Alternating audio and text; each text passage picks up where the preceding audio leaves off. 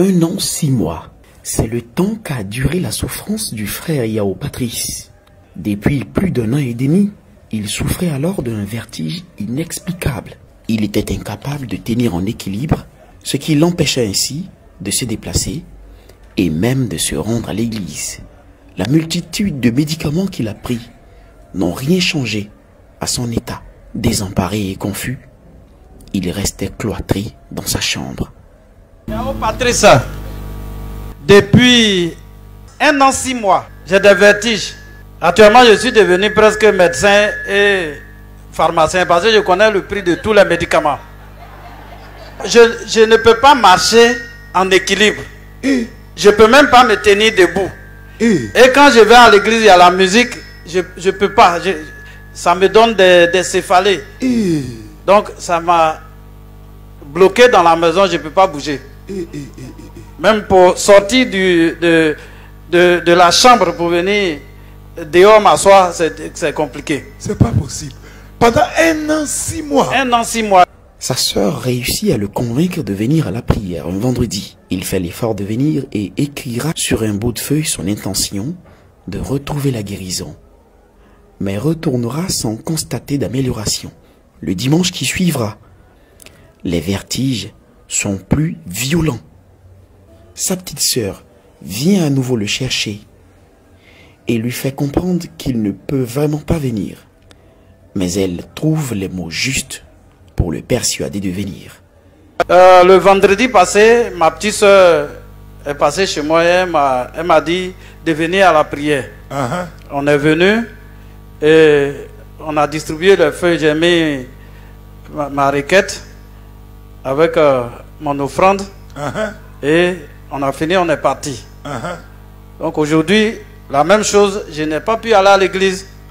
Donc j'étais à la maison. En tout cas, le vertige était très fort aujourd'hui. Donc vers 14 h, ma petite soeur arrive chez moi avec son mari. Elle dit, je suis venu te chercher pour aller à la prière. Je dis, vraiment, toi-même tu sais que ça ne va pas. Donc vraiment... Une fois arrivé, pas comme Marie Achia, prie pour lui dans la ligne de prière. Quand il regagne sa place, il sent que quelque chose a changé. Il sort vérifier. Donc on est arrivé, on m'a fait asseoir dans la ligne des malades là. Quand vous avez imposé la main sur moi, et je suis allé me rasseoir là, je vois que je n'ai plus rien. Donc je suis sorti sur la route là-bas, j'ai dit je vais sautiller un peu pour voir. Je saute, il n'y a rien. Il n'y a plus rien. Il n'y a plus rien. Le mal de 1 an et demi. C'est fini. Il est guéri de ses vertiges.